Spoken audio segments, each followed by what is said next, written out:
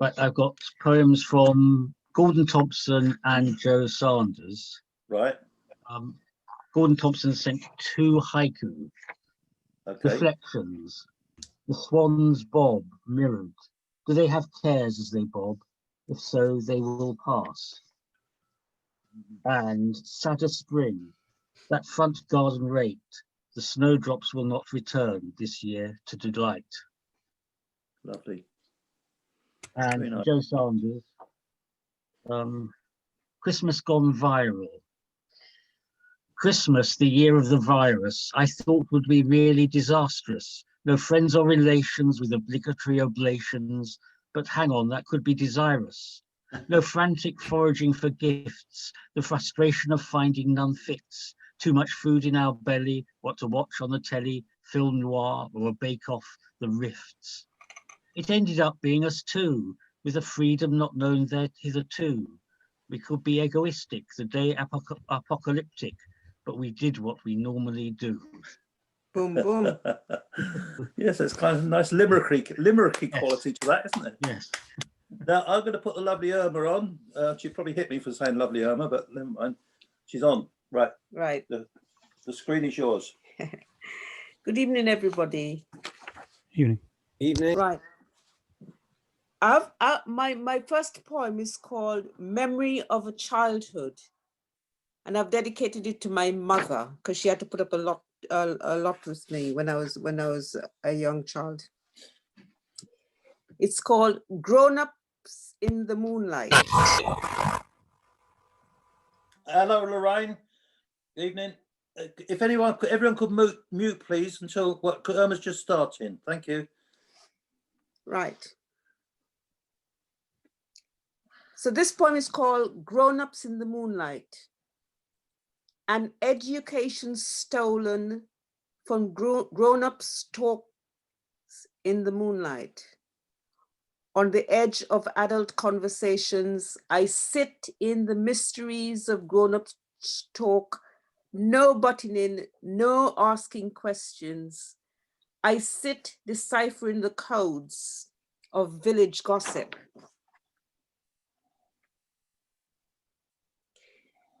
Voices in the moonlight.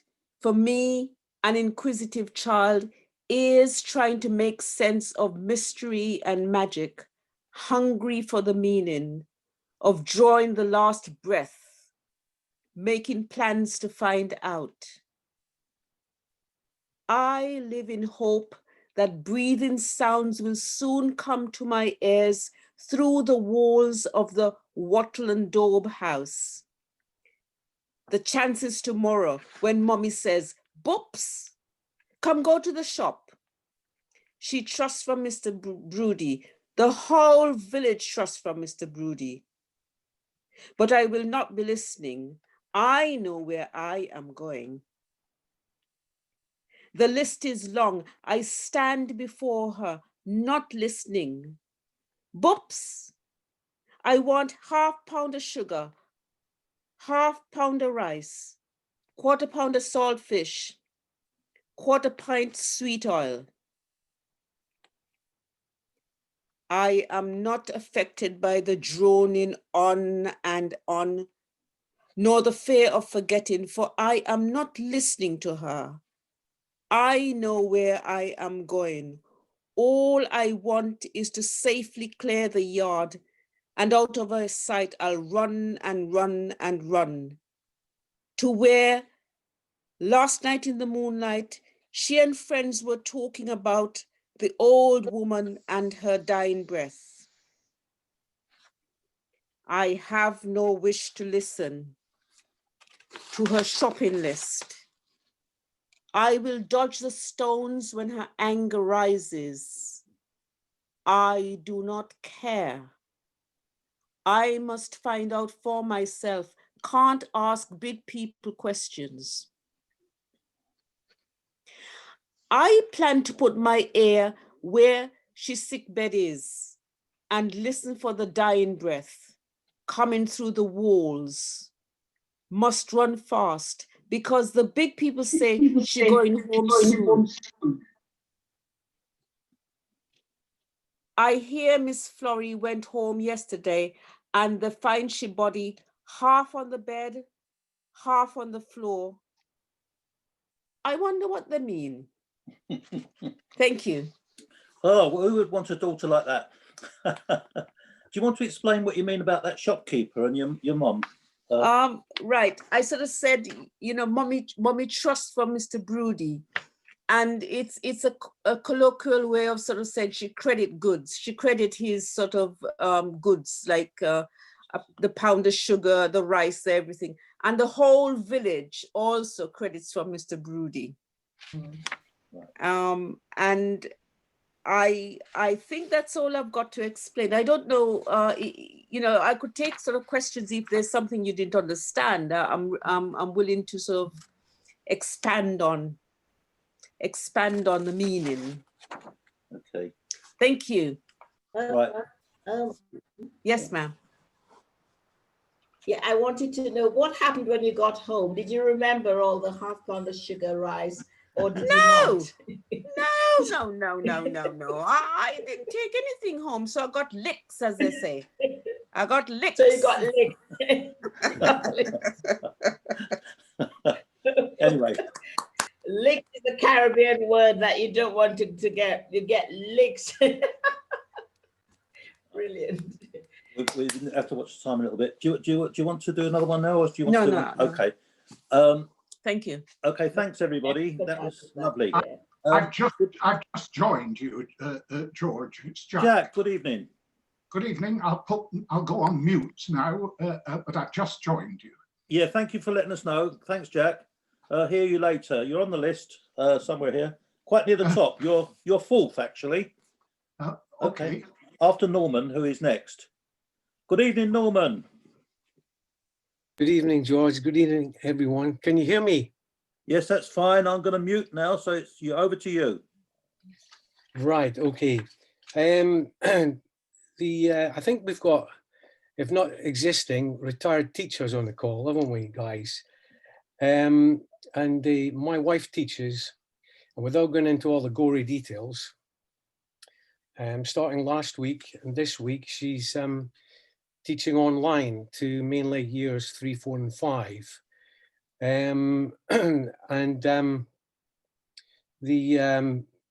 Once a week, they're allowed a selected book. So last week, this week, it's been reading. Anyway, so I've got a theme, George, for the first couple of poems. First one's about teaching at home. The second one is, I was thinking about, I've dug out a few, not children's poems, but poems for children, but I'll maybe only do one tonight about a dog. So the first one is teaching at home. We are in lockdown 3. The variant virus has taken hold, you see. As I pass our office door at home, I hear my wife ask William, whilst on their reading video conference call, "So who's talking now?" "It's Superman, miss," he replies. And as the story continues, William reads, recounts, and reviews from his one selected book of the week, The Adventures of Superman and His Accompanying Superheroes. When I was William's age, I too read Superman and other superheroes. They were all the rage. It was truly science fiction. And yet today, William is on a video conference call, just like my past superheroes and peers, fighting off ugly aliens with no fears. This may not be the Great War or World War II, but despite all our science and technology today, William has become a school evacuee in lockdown decay. Thank you.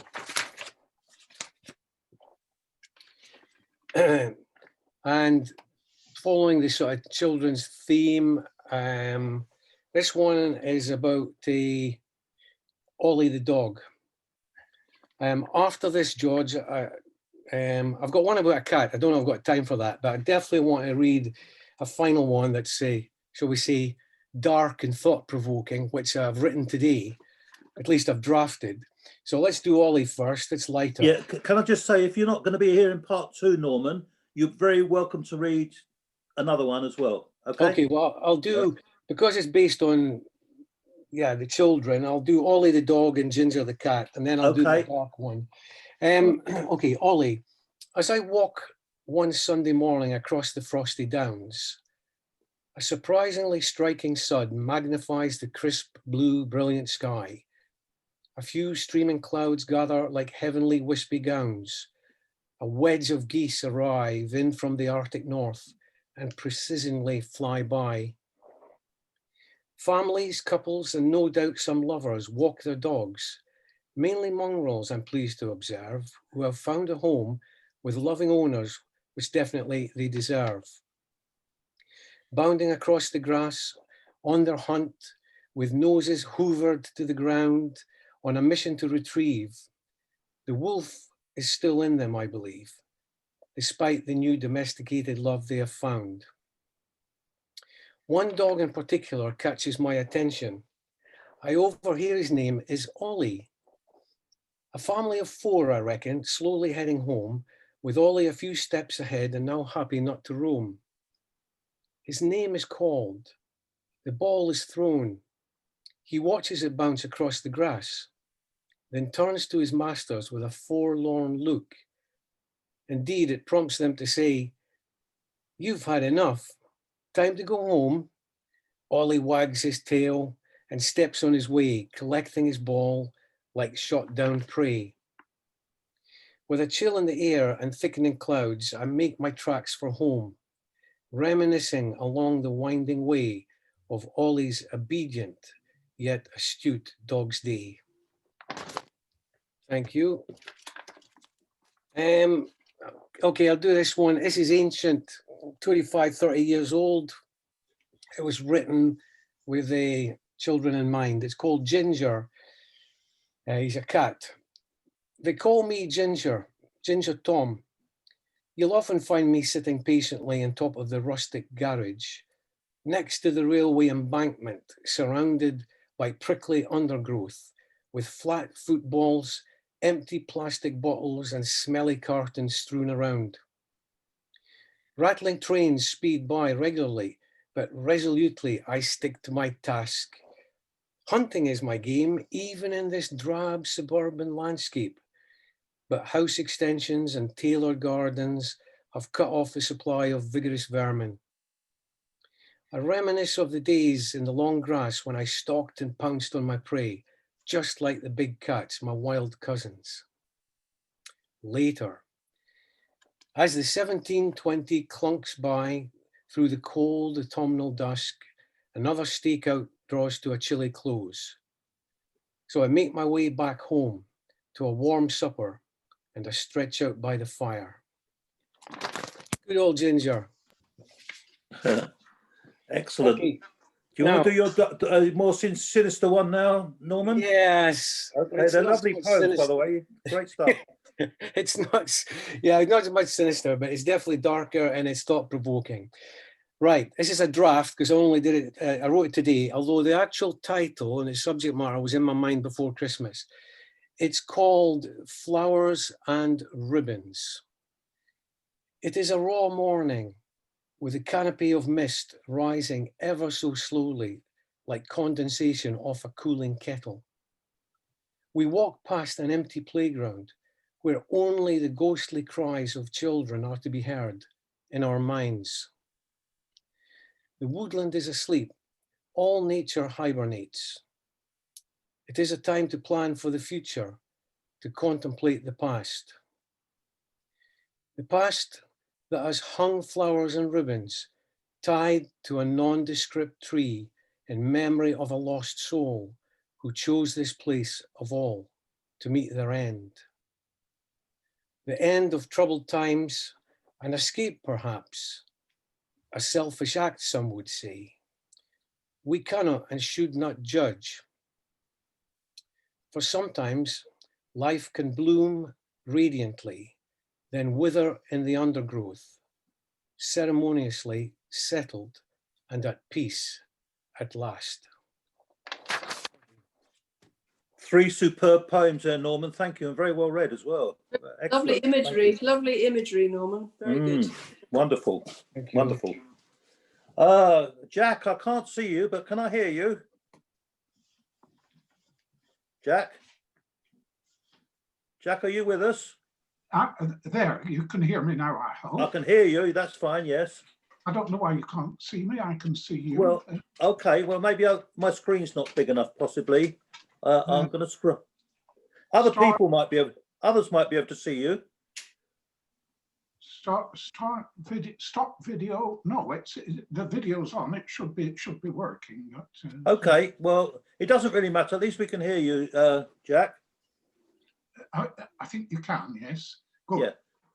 So can I go? Yes, please. The screen is yours. Thank you. I've rewritten what is a pastiche, and a heartfelt pastiche of a rather well-known poem of Christina Rossetti. And we know it because we all used to sing it as a hymn at school. And it's known because of the composer of the hymns, no less than Gustav Holst, he of the planets. And it's a rather a beautiful tune that fits the irregular rhythm of the poem. I'll read my cheeky pastiche, and then I'll sing to you, if you like, the two verses of Christina Rossetti's poem. It's That very would be short. wonderful. That would be wonderful. It's very short. I've only taken the first and the last verse, and I've called it Christina Rossetti, R.I.P. In the bleak mid-bumboat, frosty farts do blow. Earth as hard as horse shit, water grossly slow. Fool has fallen, fool on fool, unpassed since years ago. In the bleak mid-bumboat, long, so long ago. What shall I bring him, poor as I am? If I were an MP, I would bring a plan. If I were a wizard, I would do my part.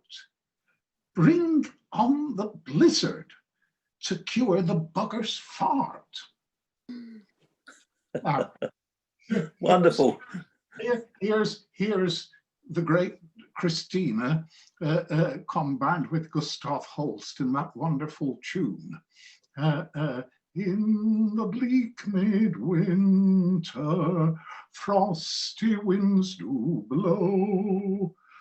Earth stood hard as iron, water like a snow. Snow had fallen, snow on snow, snow on snow. In the bleak midwinter, long ago. What shall I bring him, poor as I am? If I were a shepherd, I would bring a lamb. If I were a wise man, I would do my part. But what can I give him? Give him my heart. Thank you. I think we can all unmute and give him a good clap for that one. Excellent. She's rather moving, isn't she? Yeah. Well done, Jack. I enjoyed that. It was really good. Thank you. I Are you just going to be thinking, with us? Sorry, just thinking, George, Mohammed's got competition. I know. If I don't know if Mohammed's voice will stay as good as that when he's Jack's age, but I hope so. I don't agree. I don't agree, Norman. I've got some Emily Dickinson for the second round. Excellent. Oh, we look forward to that, Jack. That was really good. Thank you very much. Lorraine, good evening, Lorraine. Oh, Lorraine's here. Good. Yes, Lorraine's on the stage. I can't see her. She's on my screen, but Muted. you're muted, are you, Lorraine? Nobody can. I can hear you. Yeah, good. You're a little. I can hear you now, but you're a bit distorted. Oh, if it's too distorted, then I shouldn't leave it, should I suppose? Mate, if you turn the volume down a bit, maybe it might be better. No, Try. I have to just join with the audio and whatever it gives me. Right, is that better? It's a little bit better. Right. Is that We'll better? go with it anyway. Okay. Is that right? Talk says turn the volume down as much as you can, Lorraine, and then we can. Is that all right? If you take it down a bit, Lorraine, it might be a little bit better. Very well. This is for me hearing you, I think, and I have to have it almost at 100. But you can't hear me. Oh, we can hear you fine, but it's got a lot of distortion. So I'm afraid your words will be a bit distorted. But anyway, go ahead. Go ahead. Go like that and I'll stop and retreat. It's about the food boxes, which I think were very mean for children. And it's called No Offer of Taste, YouGov is a Waste. Would you stare at the contents, retch or heave, unaware how some food firms deceive, failing at feeding school children in need, without heeding the nutritionists' lead?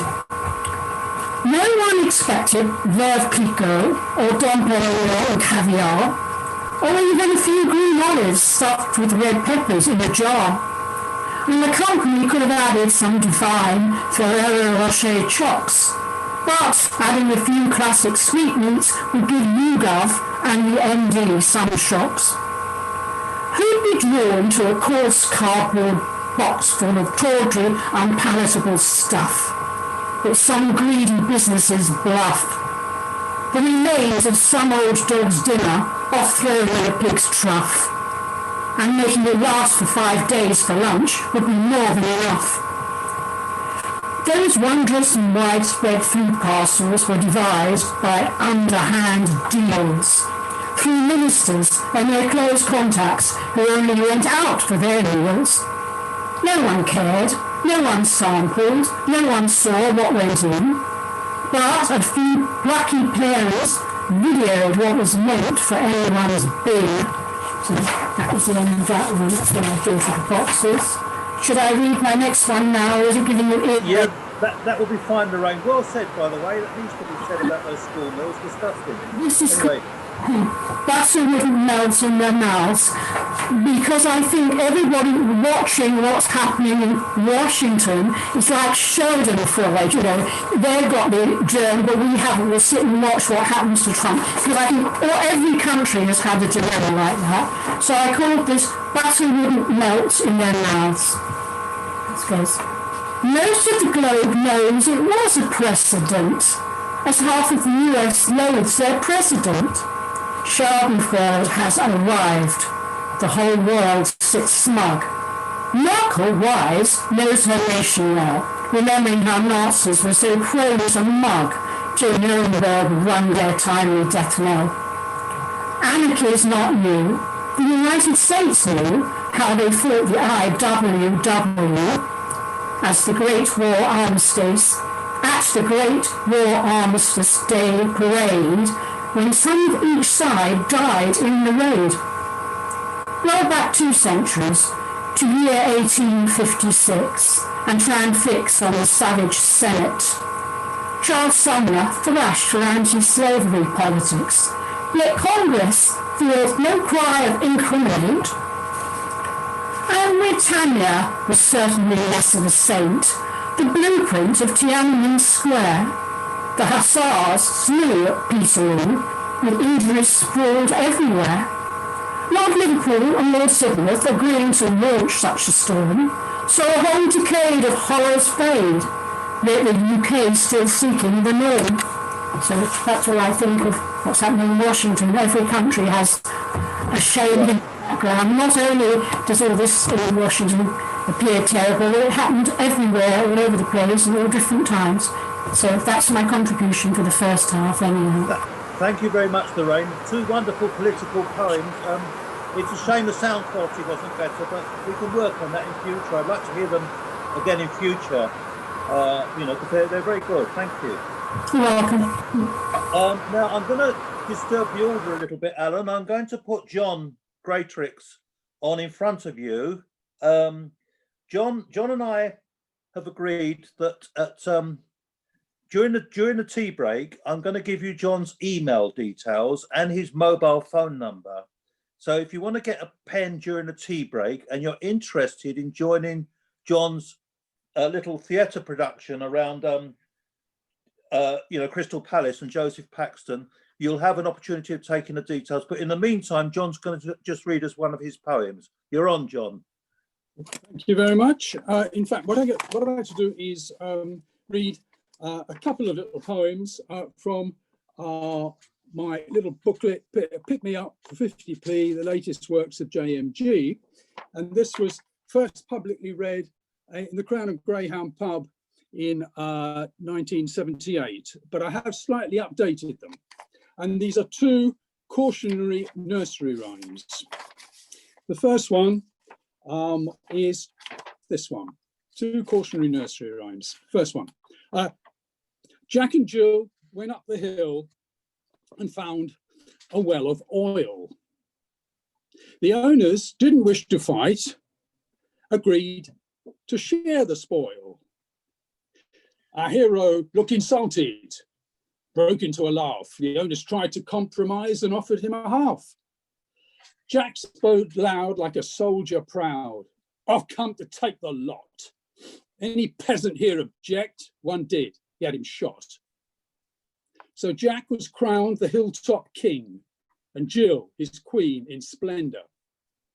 Soon enough, there was a plot. The owners quickly send a message to that foreign power, the grand old Duke of York, inviting him to come along and have a little talk and bring along 10,000 men, just as a show of force. And having marched them up the hill, then take them down, of course. Well, somewhere something has gone wrong. They've gotten rid of Jack. He and Jill have tumbled down with bullets in their back. But the sly old Duke of York isn't playing fair. He's taken down 9,000 men, but he's left 1,000 there.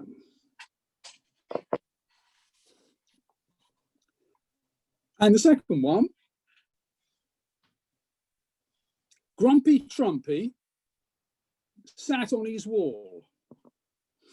Grumpy Trumpy had a great fall, and all of his donkeys and all of the clan couldn't put Grumpy together again. And boy, did they try real hard, but sellotape just wouldn't stick.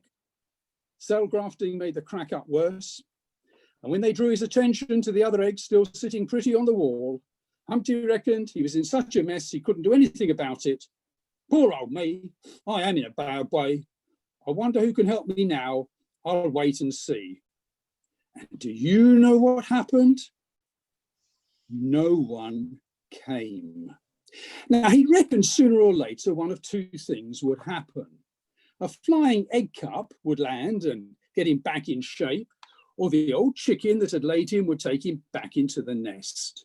Well, the egg cup didn't come, and not even his mum could scoop him up, because although she was real good at laying eggs, even she had limits when it came to stuffing yolks back into broken shells.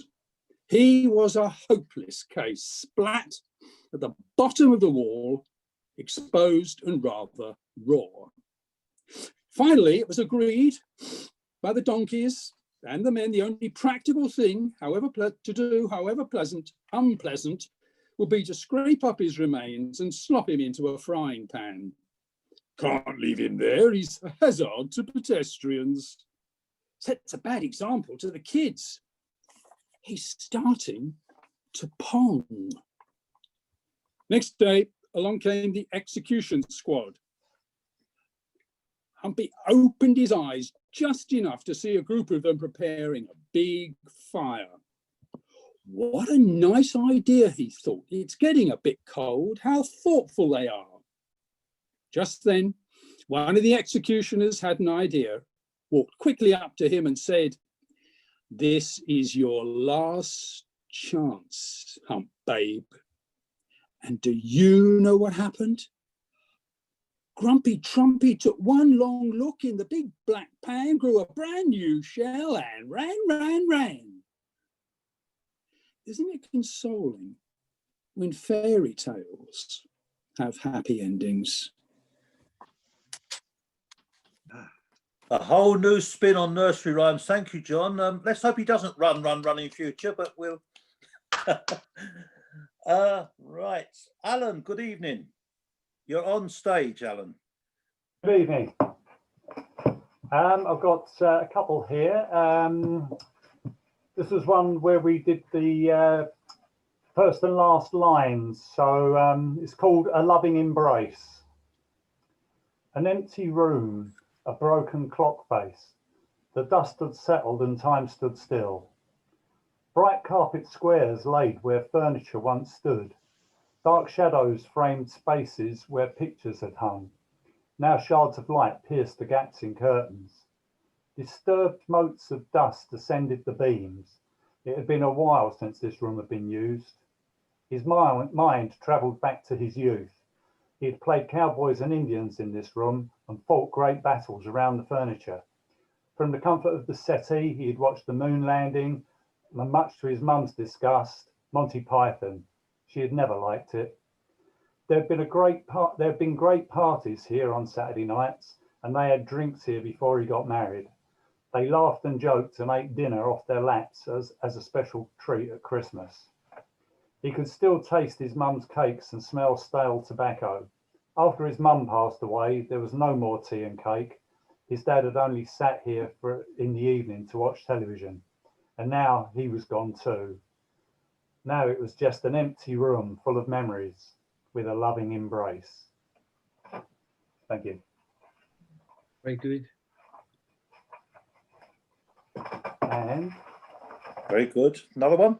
I have another one. Thank you. It was about, the conversation came up about dogs, and this was before lockdown, but I went for a walk with my wife and didn't realise quite how popular where we went was with dog walkers. And as we walked around the corner, there must have been about 30 people and about as many dogs come hurtling towards us.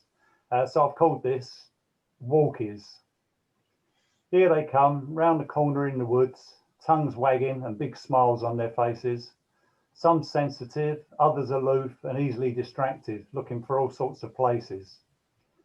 Some seem easygoing, shy, even indifferent. Others more aggressive and intolerant. Some are a little mouthy, giving you short thrift. Give them a treat and they learn real quick. Half are full of energy, others wait for action. Strolling through the woods gives them great satisfaction.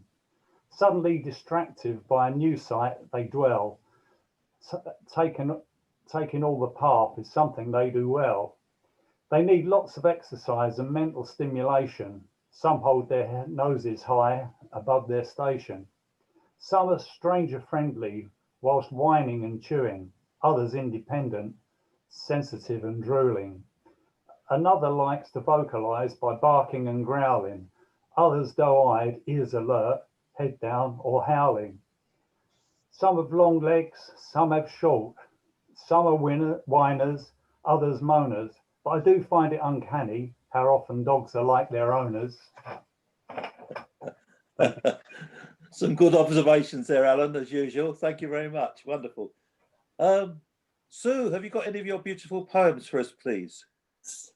Yes, I do. I've got three. Because I'm not going to stay for the second. That's fine. George, I just wanted to say to you and Peter that it's been so nice having this every fortnight. It's really been a treat because it's given me incentive to write. That's gratifying. Thank you. Thank you very much for organising it so well. Well, I'm sure Peter and I, we equally, I think we all get a lot out of it. So thank you for saying that, both. Yeah, it's really been good. A good thing to look forward to. So just 3 shortish poems. There's one, I used to do meditation a lot. I don't anymore, but this was something that came out of that. And it's called Soundtrack. And I was thinking about John Cage's composition. He did this 4 minutes, 33 seconds of nothing, silence. And he said there's no such thing as silence. So this is the idea for this. It's called Soundtrack. There is no silence. Listen, and you'll find the passage of your blood, a sea surge in your ear.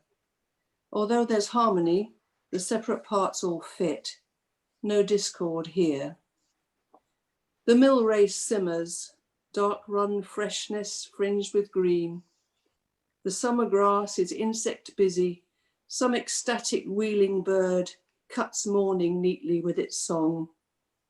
Everything's in flux, but sitting quietly, sometimes you can find that pause, that precious gap of nothing, caught, transcended, softly held, center of the stillness in between your breathing out and breathing in.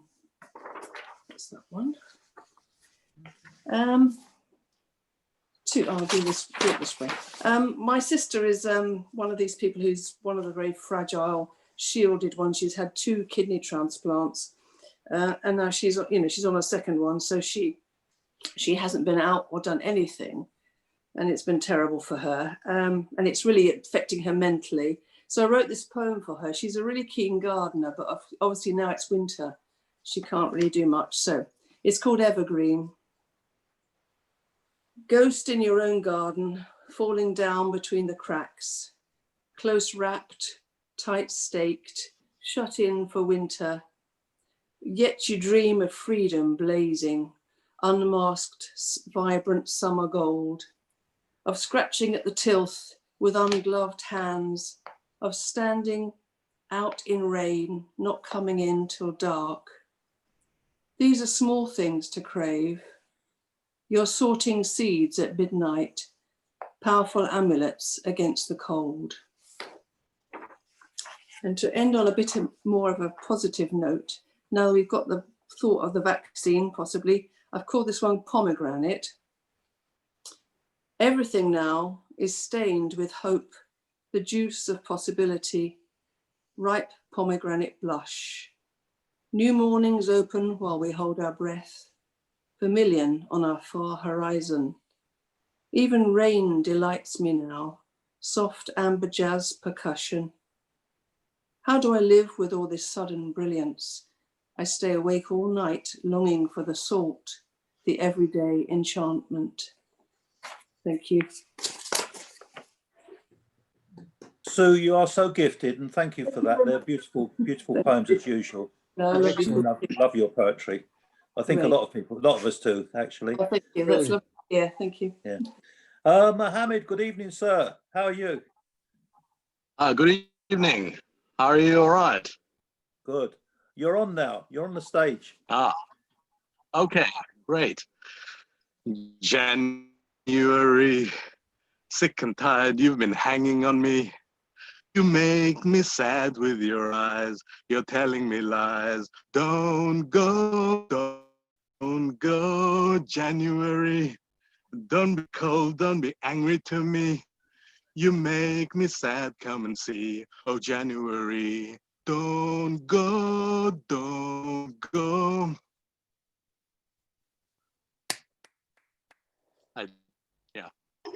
I don't want January to go. I'm in love with it. All right. Well, you might not be saying that when the snow arrives, maybe, but have you got any more for us? Yeah, the ice is going to spoil it all because the cars are going to skid all over the place. So it's not going to be nice then. But I'll keep singing the song. Right. Right. So my brother had his birthday on the 8th, and this is for him. A brother. What is a brother but the cutest? The one who proves to be star stuff. When the days are young or when they seem old, he comes. He's the one to lean on, who can explain parts of life. He's the surest when assurance is required, oft times. Born to to be a soul of thoughtfulness.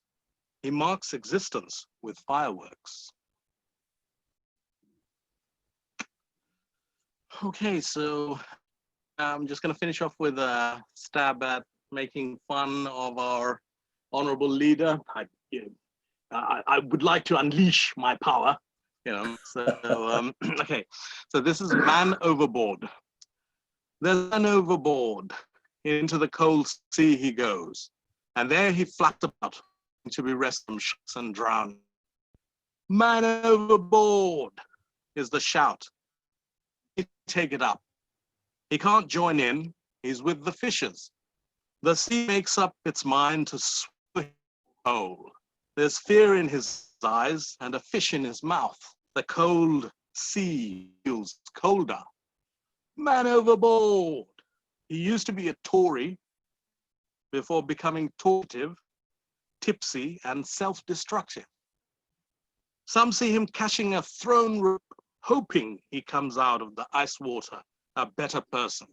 So much for hope.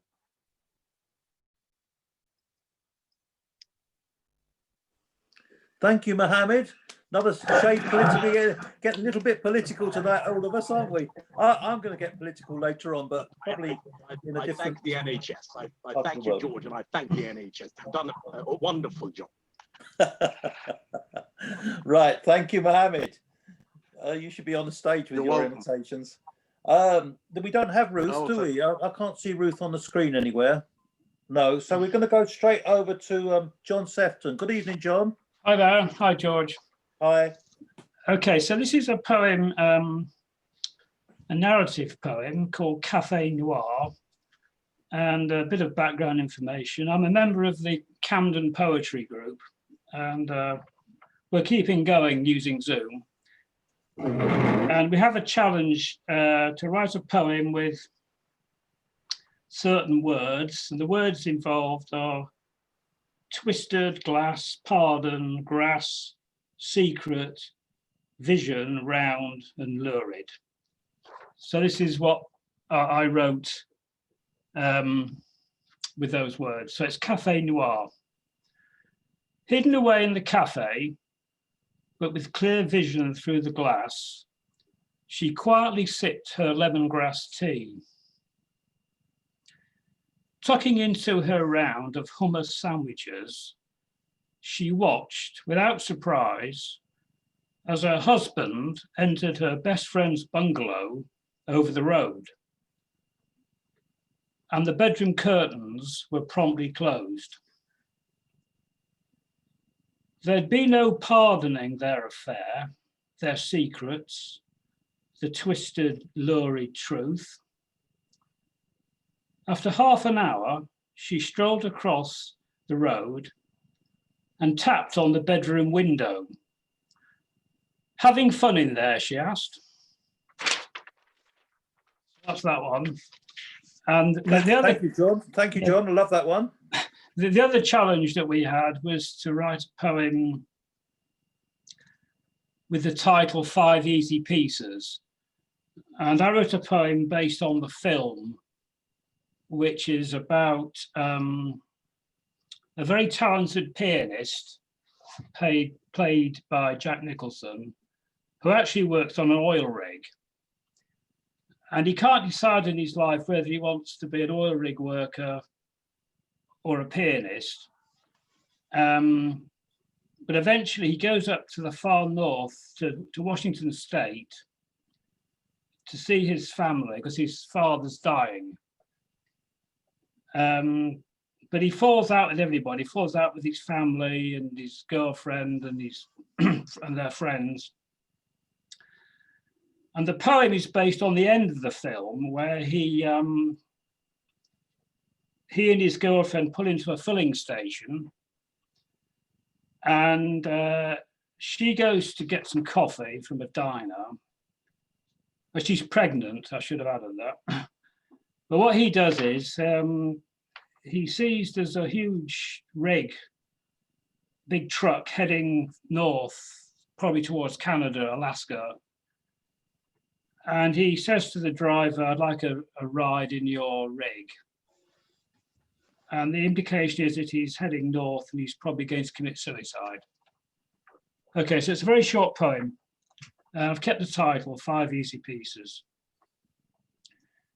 5 easy pieces, lamentations, blue notes left hanging. Lone rider lost on the highway, heading for darkness, the cold silence, the wilderness, the abyss. That's it. Wow, very succinct, John. Thank you. Okay. Thanks very much. I love your sort of very brief word pictures. They're clever. Okay, Kevin, thank you. okay, you're welcome. Kevin, good evening. Are you going to read for us, Kevin, please? Thank you. I'll read 2 fairly short poems. Okay.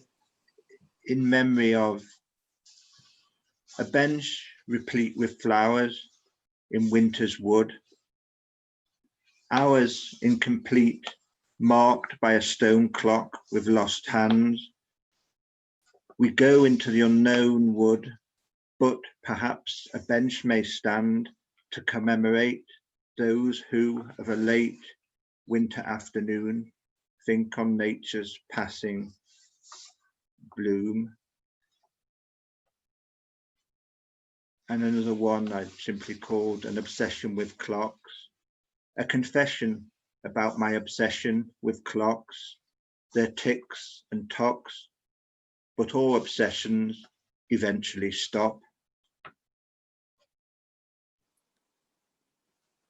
Okay. Thank you. Another poet who can say some very meaningful things in a very precise way. Thank you for that, Kevin. Thanks. Wonderful. Thank you. Maybe come over all emotional when you're reading that first one. Anne, good evening. Good evening. This poem's called Imaginings. At the bottom of my garden is a pond, fringed with tall weeds, surrounded by trees, beech, sycamore, ash, and I go there to write when it isn't too dark. Or sometimes I'll creep from my bed in a late spring dawn, dream by my pond at my leisure, deep in thought, looking into its water, oblivious of the light rain which is pattering quietly onto the flat stone I'm perching on. I'm feeling relaxed and safe from wars and other worries, for here I can lose myself watching the water and dream of the rivers which might be fed by streams which might run to the ocean beyond. And I see in my mind what I didn't intend to dream of or see. Big ships ride the wave, and their sailors recall all the shanties they've sung in danger and war, and they've rowed to escape from attack, fearing fire from the cold and cruel men out of the north, and the shield warriors boarding, till beneath them the ship's timbers break and tumble them all astray into a watery grave. So imagination, like a thief after a pearl, creeps up to steal the peace I was enjoying and plunges me fathoms deep into despair and desolation. Yet once, by my pond as I rested, I was visited by a lady, or angel, a vision perhaps. She sat down beside me in my quiet pool and drew my attention to the trees and the weeds, which make pipes for the satyrs who hide in my wood, making watery tunes fit for heaven at the bottom of my garden. Wow, Anne, thank you. You took us from a garden pond onto a trireme. Lovely. Have you got another one for us? Another short one. Yes, please. Well, just any. Lucifer. Lucifer, this is called. The trouble with Lucifer is that he's so charming. He doesn't scowl in the shadows, lurk howling through the night, a menacing werewolf. Oh no. Suave in dinner jacket, he moves with graceful ease, smiling conspiratorially, inviting us to share with him those things we love to do and we know we shouldn't. He is temptation incarnate, leading us on paths we love to tread, step by step by step. Don't be frightened of monsters. Be wary of charmers. The ultimate poor man.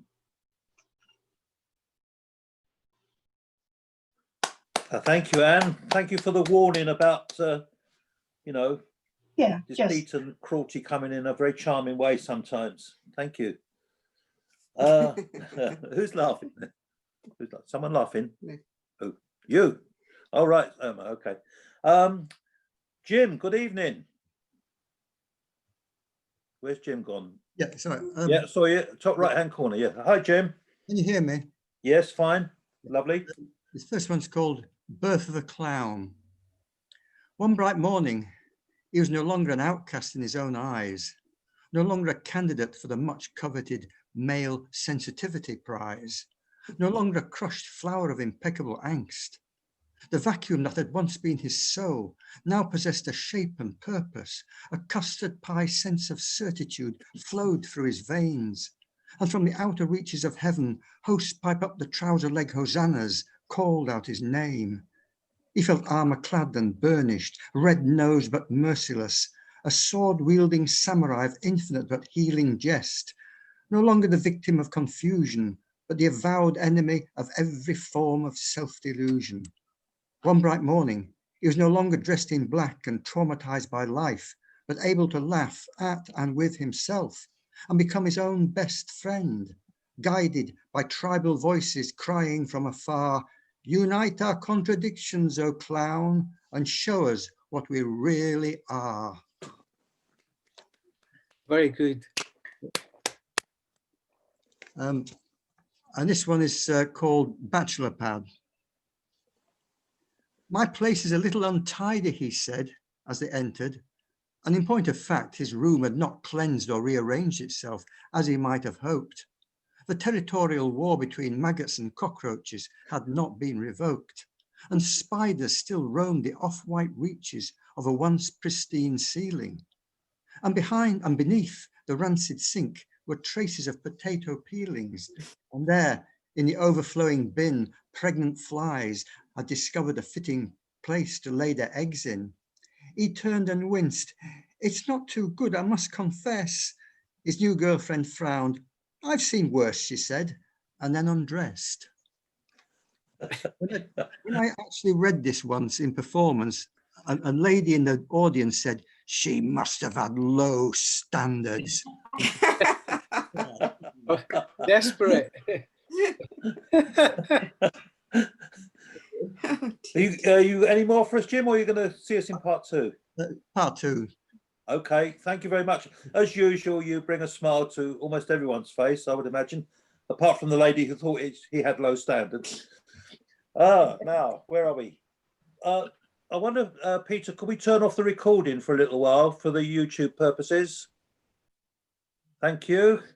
And can we go to the beautiful island of Dominica and say hello to Jane?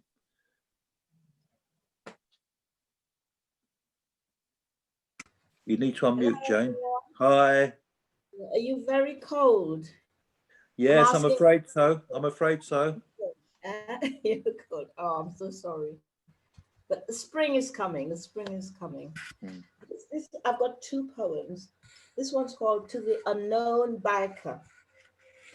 6th October, 1997.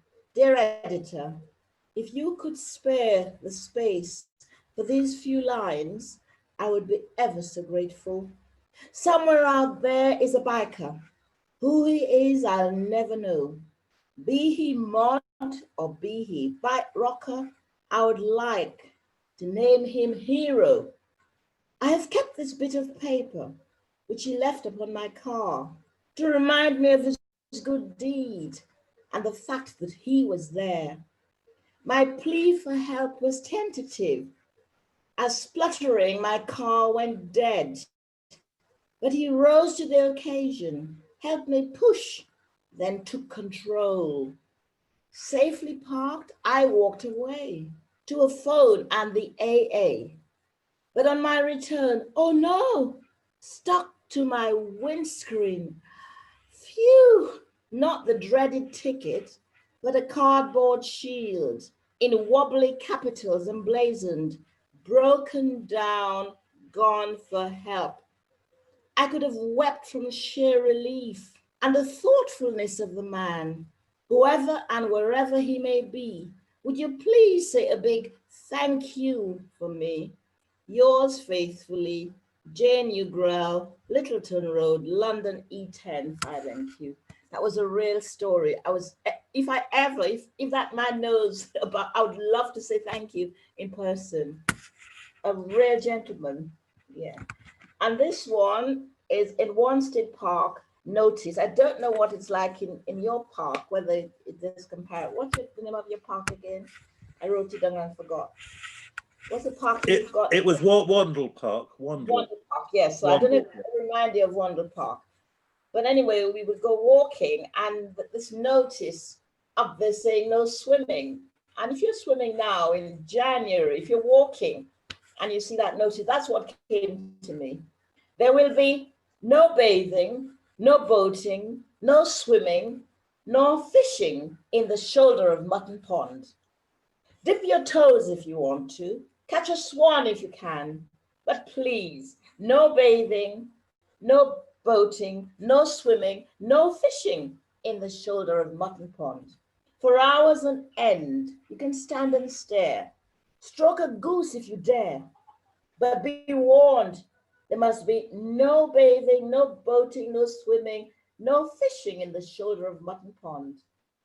You may daydream if you wish, or watch the young coots as with grace and panache, they gamble and fish, but absolutely no bathing, no boating, no swimming, no fishing in the shoulder of Mutton Pond. You may dilly and dally, you may dilly-dally and dawdle, oh yes, even kiss and cuddle, tell tall tales like a Nancy, frisk and frolic if you fancy. But remember, no bathing, no boating, no swimming, no fishing in the enticing waters of the shoulder of Mutton Pond. Lovely, Jane, thank you. I think you'd be certifiable if you went swimming in the Wandle at the moment. Well, yes, at any point in time, you'd be certifiable. No swimming. I mean, honestly, that's the last thing you'd want to do. So that caught my imagination. Yeah, indeed. Thank you. Okay, well, thank you for that. It was lovely. Thank you. Now we're going to one of the two pillars of Poets Anonymous, my very dear friend, Ted. Good evening, Ted. Good evening, George. Evening. It's good, nice and clear at this end. Not the weather, but listening to everyone. Good, okay. Now, I'm delighted to say I've written a poem, which is the first time in many a year. One of my brothers died. He was in his 80s. He'd been very ill for a long time. And it's his funeral next Friday. And my sister has persuaded me to put some words to the paper. And I wouldn't exactly call it a poem. It's more like what he did when he was a youngster. Okay, Ted. Well, our thoughts, I'm sure everyone's thoughts are with you and your family. So that's nice. Carry on. Carry on. Poem for Colin. These are a few of Colin's childhood adventures, growing up strong, fair-minded and thoughtful and faithful to those that he knew. He led us on his brand new bicycle to Bromley and Beckenham and Croydon, Orpington and Eltham and Penge in pursuit of a present for Dad. They're like a manual of photography, which didn't exist. The Ilford manual is the one that he wanted, so we bought him pipe cleaners instead. On good Sundays, the family rode out for picnics to Oxted, Eynsford or Pole Hill, where bluebells were picked, which just lasted the return journey home. His khaki shorts got ripped, quite a clever accomplishment to cover his embarrassment. Mum repaired them with safety pins. He grew wonderful plants in our garden, which doubled as pitches for games, where he'd share out our fruit with his friends. Then he pulled down Pop's shed to save a disaster. He was leaning, and it could have fallen on someone's head. All true stuff. On wet Sundays, he would tell us stories around the campfire in our black room, a black mat with a red woolly diamond, where we swapped things we didn't want. Sunday tea time was a flavour explosion, wheeled in on a trolley, three-tiered, a Murray delight of salads and items inviting, which he devoured as fast as he could. Then he'd get first choice from the plates of cream cakes covered in icing. Then we'd argue about one of us cheating. Yes, these were the days of adventure, a freedom to play in the rows where the Lux and John Drew led the way. Many others attended and the cannons just simply blew us away. Riding box carts or sledges, climbing lampposts and trees, Olympic games all the way around the block. Catching newts in the tank traps, I had to say that. Red throats and sticklebacks and admiring the swans at Huzziwell Ponds and taking frog spawn home. Playing French cricket, pom-pom, kingy, being told by Mrs. Thingy, Slinger Hook. He'd perform in school plays where he'd sing. He'd passed his exams, helped create Spring Park FC. He was Stan Matthews and would fly down the wing. He'd call me pathetic if I didn't mention steam trains and Charlton Athletic FC. Generous and helpful, with a humour so subtle it would scuttle those with overblown tones. This was Colin, our big brother, our friend. The end. Thank you. That's a lot. Well, Ed, that's a wonderful poet eulogy. You did very well there, and I'm sure there's been up lots of memories for people, I'm sure. That's what I thought as well. Excellent. See, they only know, most of them only know him as an old man. They didn't know he was a terror up and down lampposts and trees, playing football in the street, and as you did, as they say. Back in the day. Okay, thanks. That's my lot. Thank you very much. Okay, I'm going to go to the other pillar of Croydon Poets Anonymous, Peter. Good evening, Peter. Hey. Good evening. I'm going to read a couple of really old poems. Well, quite old poems. Thomas Simon making the death mask of Oliver Cromwell, which he actually did do. I treat the dead as though they lived. I gently rub oil across his face. I would not hurt a living man. Why should I treat the dead roughly, whatever their deeds? I cover the face, hide him beneath a blank of wax. If all sins could be erased so easily, this blank, this seeming innocence, this is how he must have been when he was born, before the world impressed itself, before his lips learned to condemn, before his eyes rejoiced at death, before he overturned the world. We cling with slipping fingers to the rack. I remove the hardened mould, fill the emptiness thought occupied again and again. His dead face multiplies. I metamorphose the Lord Protector into plaster idols, crown him, pray to him, let him replace the saints he smashed. And making rag rugs.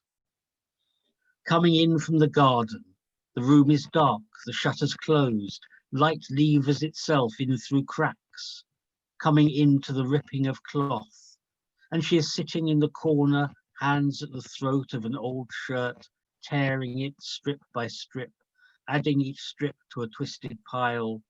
Beside her a length of wood pegged and strung, and she takes the strips and weaves them back and forward, back and forward.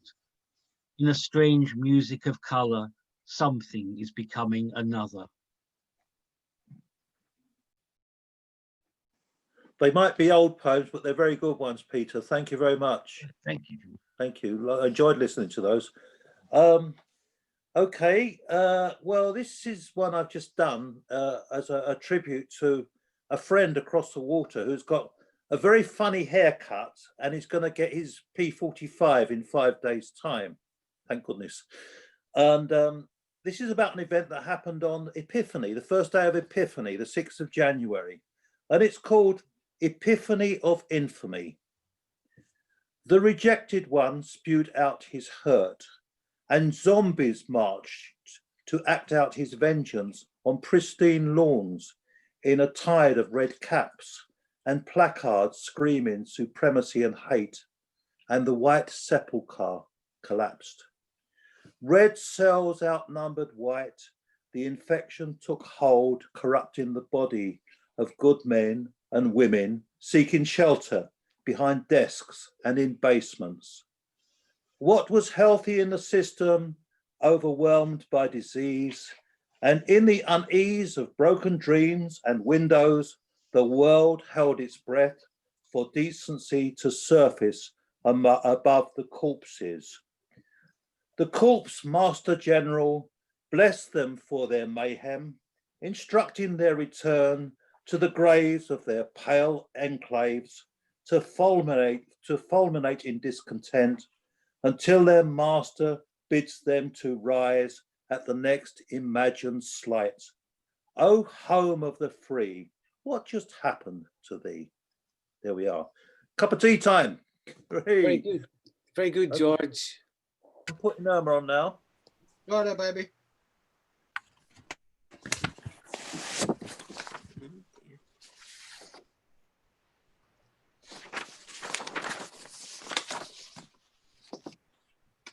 Right. So my poem, I am still in love with these women of Jerusalem. Wow. And I have sort of rewritten the poems again in sort of like looking at women today. And I think women are beautiful, and women are sort of like, you know, they are sort of accused of many things, of being vain and horrible and all that. So anyway, this is my poem. It's called Woman. Walk in your beauty, woman, like the women of Jerusalem. The interpretation may be pride. Like them, your look is analyzed. And upturned haughtiness is their accusation. Dainty little steps you taking, all appearance of you flirting, bracelets on arms, on ankles, jingle as you walk. If this be pride, sisters dear, remember, sisters left behind, be not proud.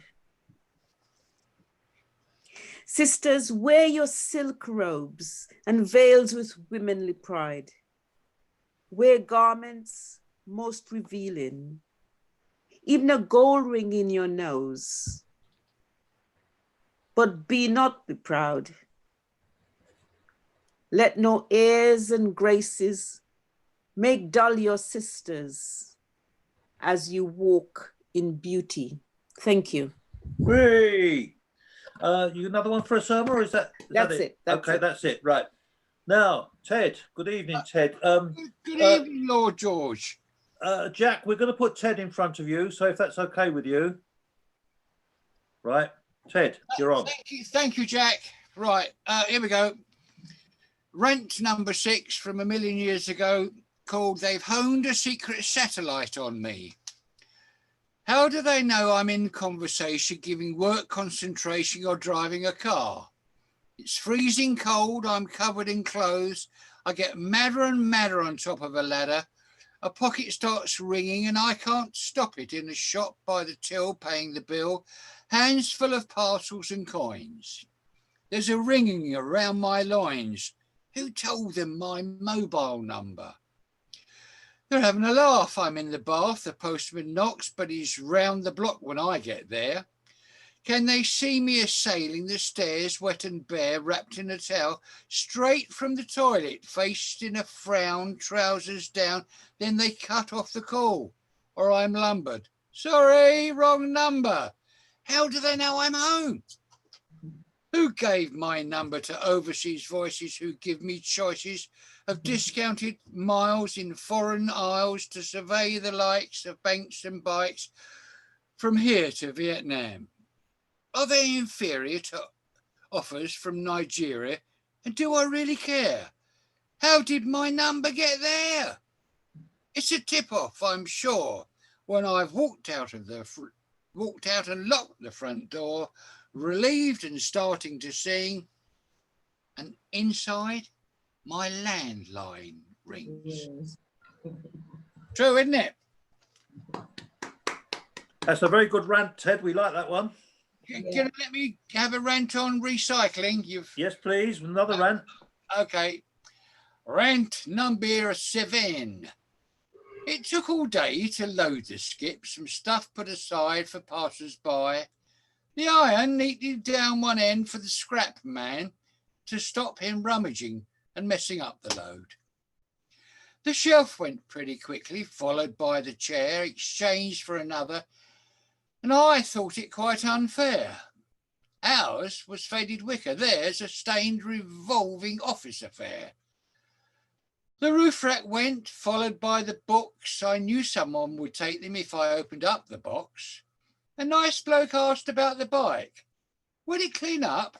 It had to look just right for his daughter's birthday party the following night. We borrowed stuff along the alleyways, hid glass and paint below. Glass should be in boxes and paint is very toxic. And there are specialised receptacles at the council recycling unit, about a 50-minute drive around the roads. You didn't really want to know, did you? Asbestos, well, we didn't want those men in spaceman suits charging 500 quid a go. So we wrapped it up in plastic bags so if it was isolated for the skip man, if they also didn't want to know. We filled it level, sheeted up and left it overnight. The old wood went to a neighbour, the chair just disappeared in exchange for a sofa, lawnmower and a pair of giant donkey's ears. They went pretty fast for a sax without a blast and a dummy of a model without clothes, covered in graffiti. More like Tracy Emin than Princess Nefertiti. And by 9 a.m, it was empty as it came. What a flipping shame, and I had to swallow hard. 200 quid to hold a bring and take exchange in our front yard. Thank you. There's a whole new definition of freeloaders there, Ted. Yeah, absolutely. Yeah. Loved it. Thank Yeah, you. very good. Thank you. Now, Mr. Buckley, are you with us, Jack? I am, if needed, yes. Yes, thank you. Coming through loud and clear. Thank you, Jack. Well, I haven't done anything yet. You gave him your slot, Jack. Yes, he was just thanking me for something I haven't done, but that happened. What's the name of that wonderful Yorkshire woman who was the speaker in the House of Commons?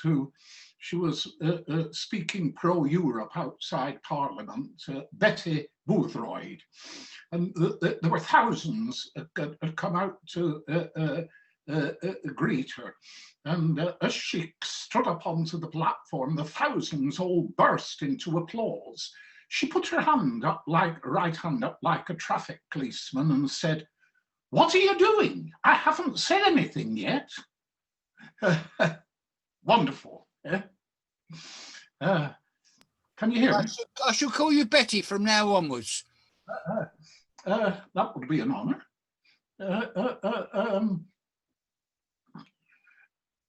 Am I online? Can I speak now? Hello? It's your turn, Jack. We're waiting to hear your words of wisdom.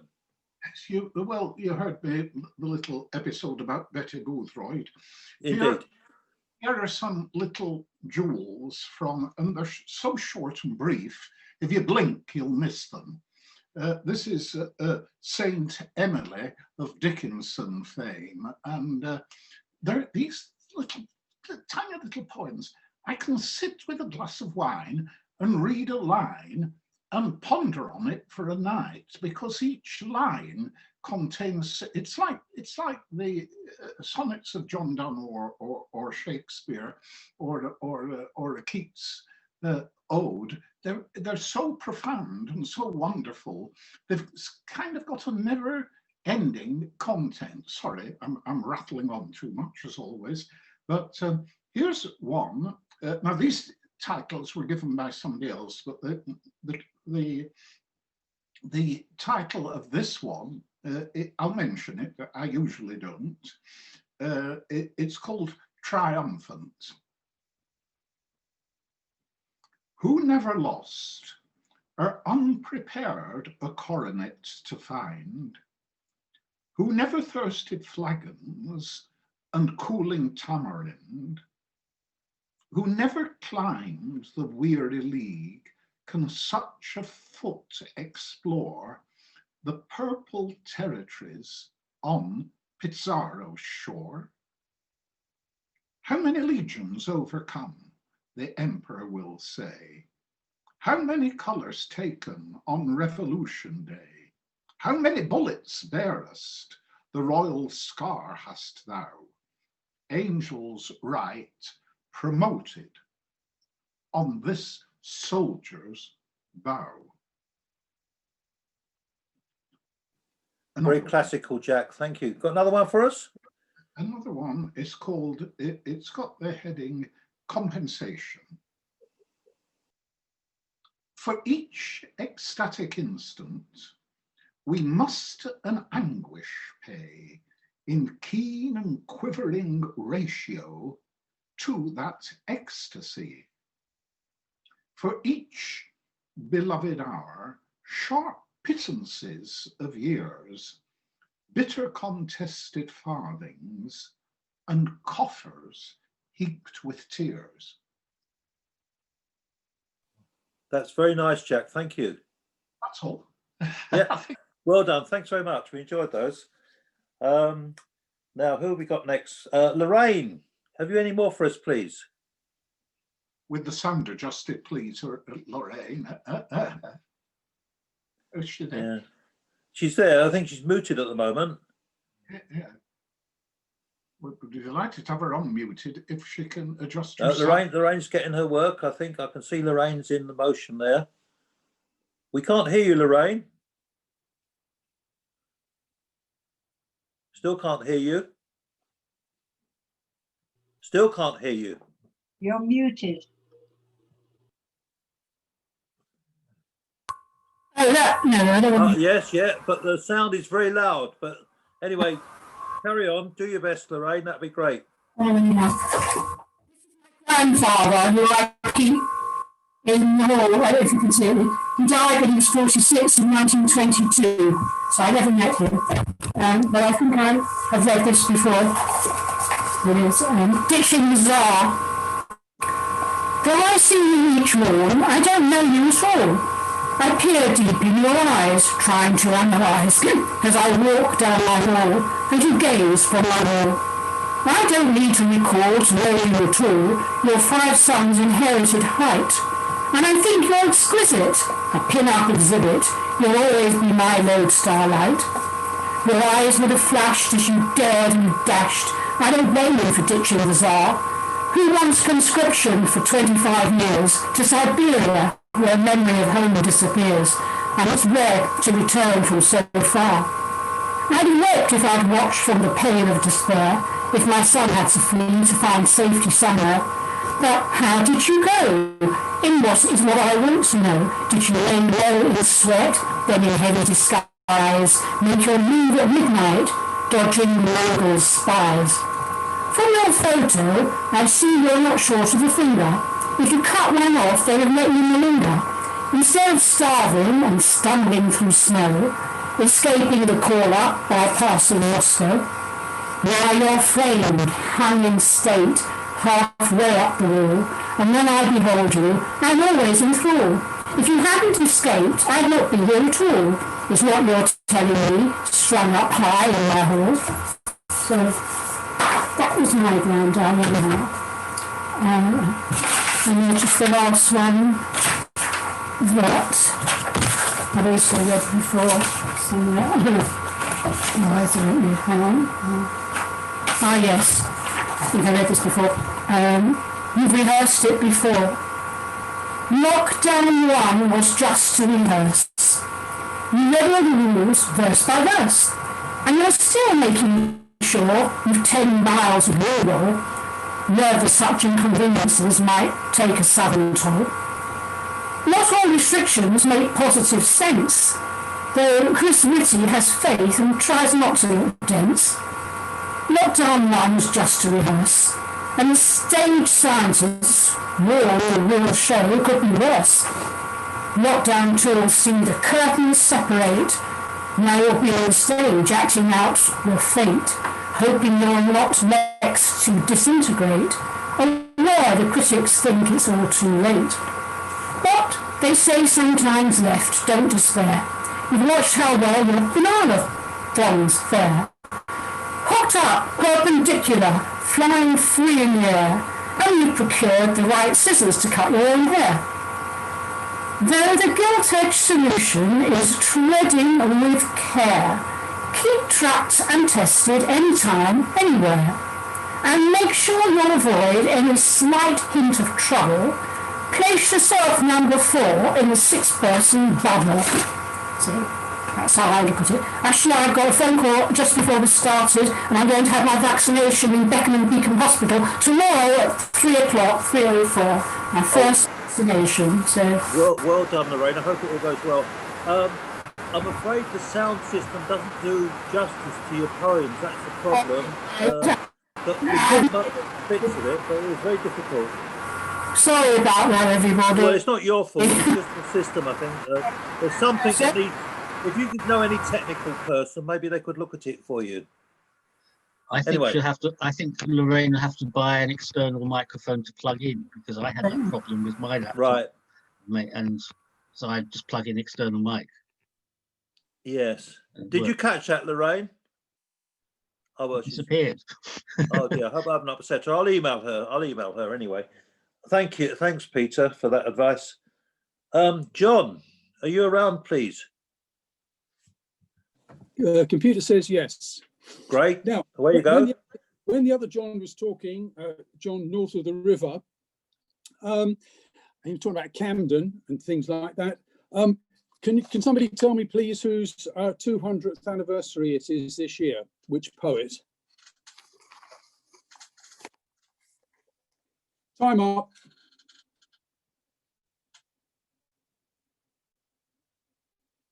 Keats, 200th anniversary of 1821 when he died. Okay. Now, I've been listening to some dog poems. So here's a dog poem I thought I'd throw in with the ones that you've had already. Can you hear me? Yeah. Okay. Right. This is called Dogs and Men. A man is out walking with his dog. Is the man taking his dog for a walk? Is the dog taking his man for a walk? Or is the dog simply an excuse for the man to take himself for a walk? It is 10:30 at night. As they walk along the almost deserted street, the man and his dog meet a dog and his man. The men talk about their dogs. Do the dogs also talk about their men? Is this happening because the dogs wanted to meet but knew their men would come as chaperones? Or because the men were glad to meet knowing they shared a common interest, dogs, and shared the common hope when meeting strangers there will be no awkward silences. So the men talk of their dogs, and having talked of dogs, may now talk of other matters. And the dogs, if they talked of men, may they now talk of other matters. The men do not know what the dogs are saying. The dogs do not know what the men are saying. A loud clock strikes 11 times. The men part, the dogs part, departing to their own parts of the town.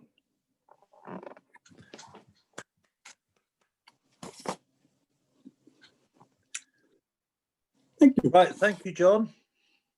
Is that you for the night? I think so, yes. Okay, very good. Now, who have we got next? We've got Alan. Hello there. Hi.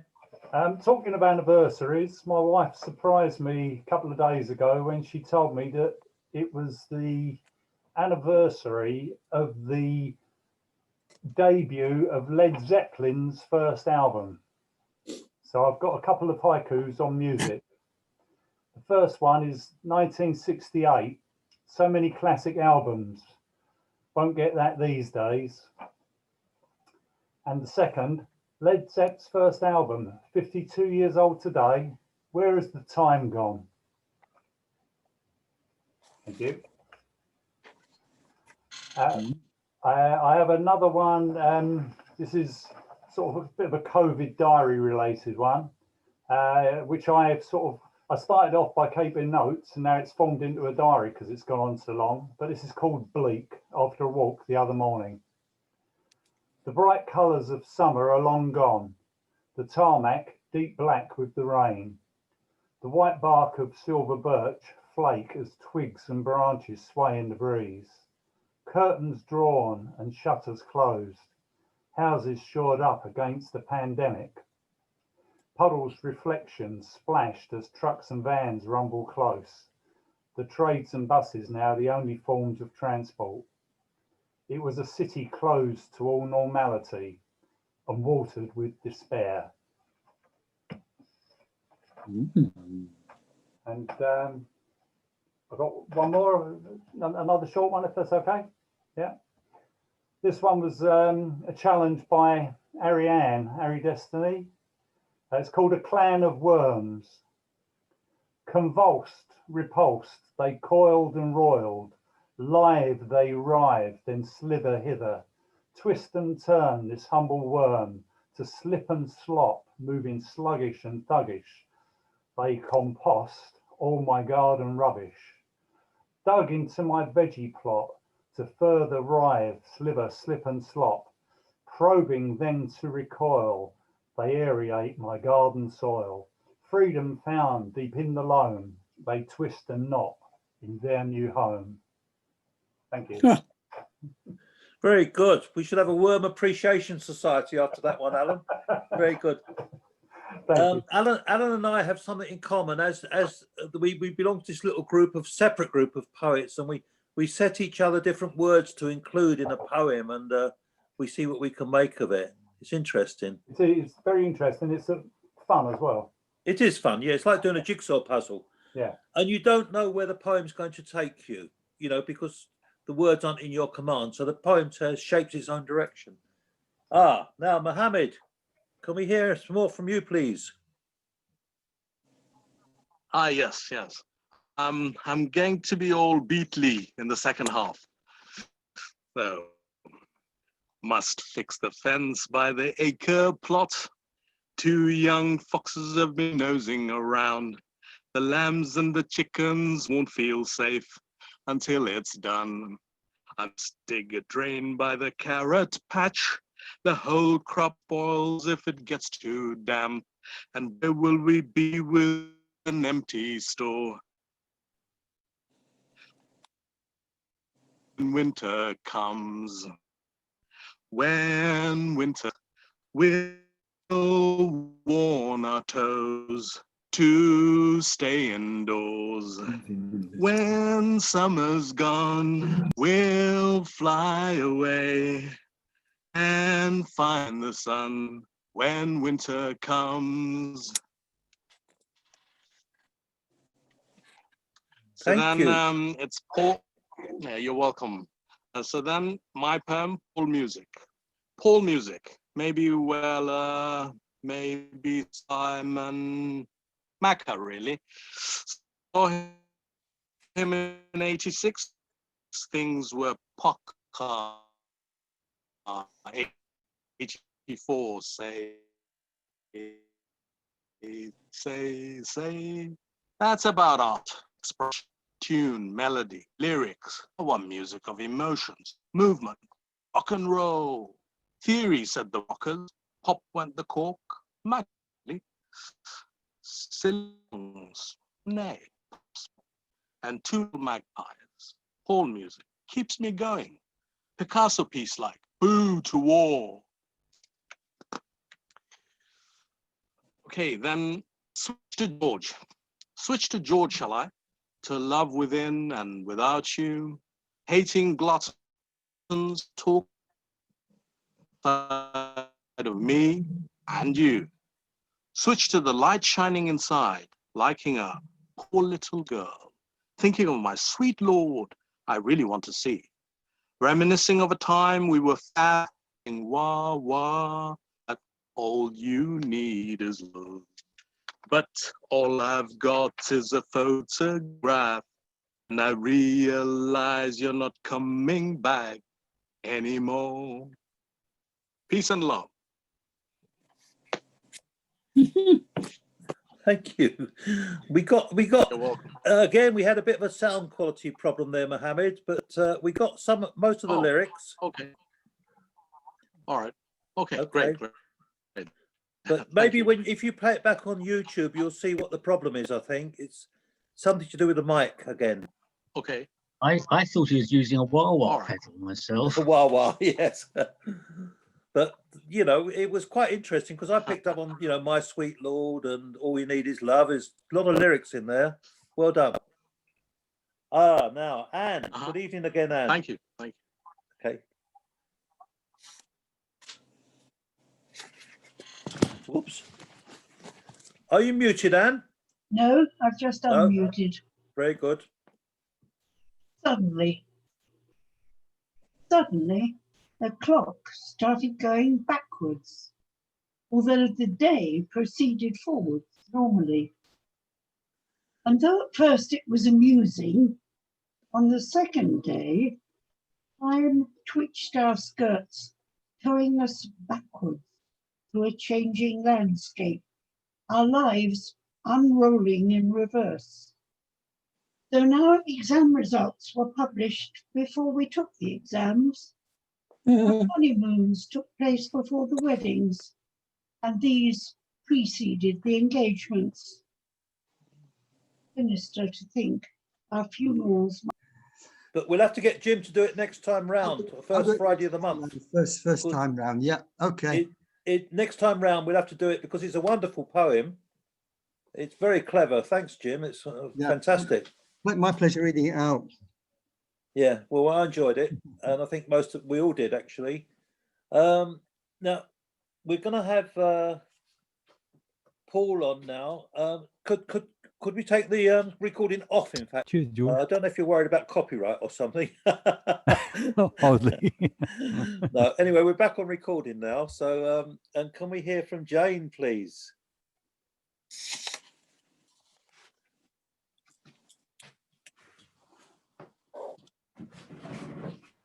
Are you muted, Jane? Yes, I'm unmuted now. Very good. This is a very recent poem. I wrote it from a very dark place. It's probably still a work in progress. The title, Ultimate Justice or Justice Reclaimed, I'm not sure. Anyway, there it goes.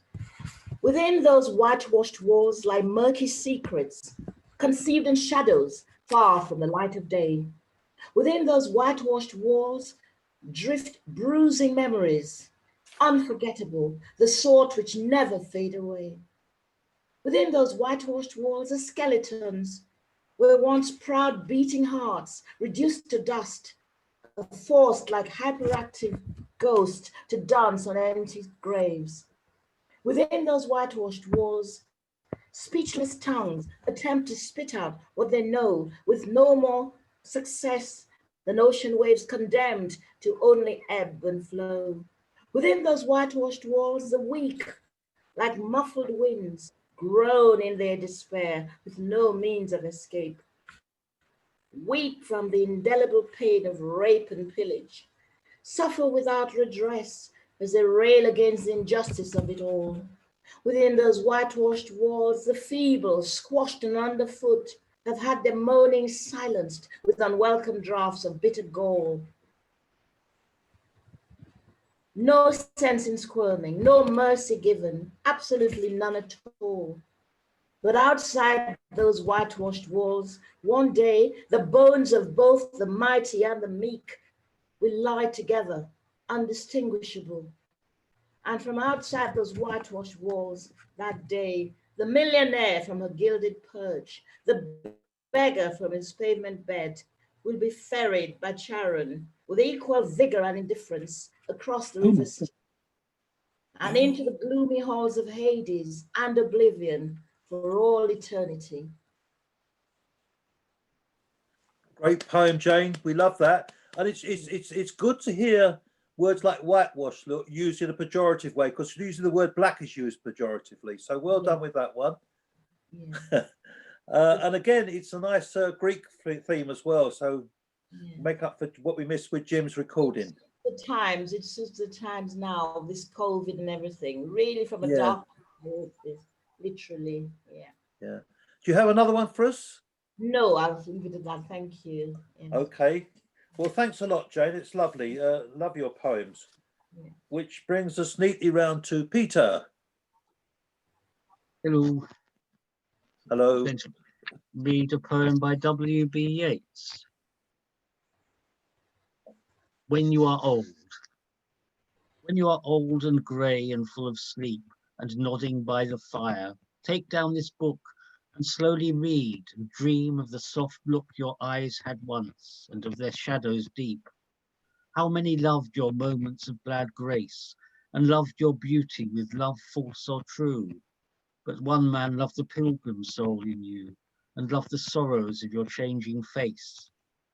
And bending down beside the glowing bars, murmur a little sadly how love fled and paced upon the mountains overhead and hid his face amid a crowd of stars.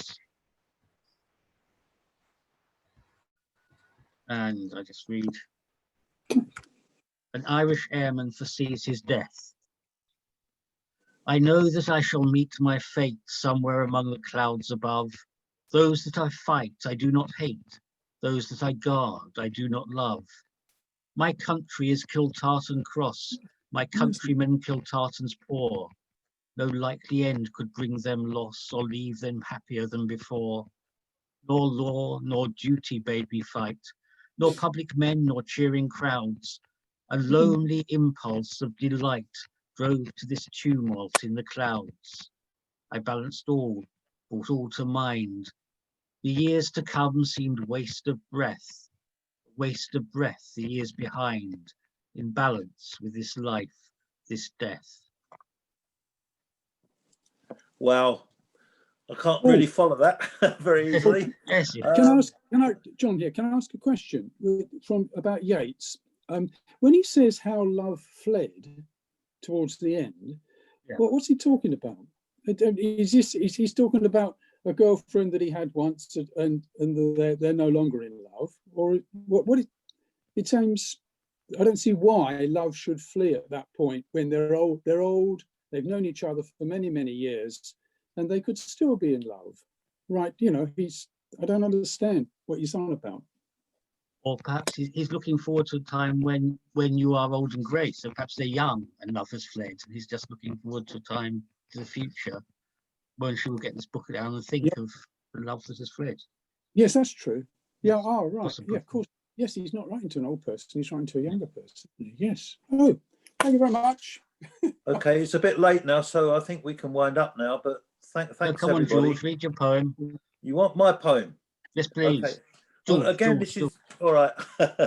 This is what Alan referred to earlier. We're given these words to stick in a poem, and the words were lumbered, closed, shore, close, black, water, pass, whiten. So we had to devise a couple of poems with those words in, or different aspects of those words. So the first one is called Treading Water. We turn to as ifs from we ares, transforming to our virtual selves in a time to be lumbered through, in a new reality of a closed down world, where we wait to get back to that familiar shore, to escape our closed lives, while the great auditor above keeps the alive column in the black, though we are just treading water, until it comes to pass that cures arrive, and our faces cease to whiten at the thought of a shot in the arm, so that we can really talk, walk, laugh and love together. That's that one. And this one is kind of about, in my previous life, I used to have to interview fairly dysfunctional people who'd got together. And this is kind of the kind of relationship. It's called And It's All Over Now. If Mohammed was listening, he'd probably burst into a 1960s song with that title. But and it's all over now. If I could ditch our past lumber, I surely would. For the passions we watered were not really good. We drank too much from the same bitter cup. Our dreams and wishes were not shored up. The light went out. We saw the skies blacken. The ties between us began to slacken. And if I knew then what I now know, our bonds might still have continued to grow. But what's in the past has truly passed. The mischances to ask what should have been asked. I saw your face whiten when I came near, yet feared to explore what caused your fear. It seems somehow that we both dozed. Our time is over, the book is closed. Anyway, bit sad, that one. That's it. That's it, ladies and gentlemen. It's been a lovely evening. Thank you. Thank you. Yeah, thank you again, George and Peter. You're welcome. Yeah. Apologies, the recording stops. I don't know. Yeah. I don't We'll know have when. to make that up for Jim, because that's a lovely Yes. poem of Jim's. I'm going to make him read that again next time. George, you said you would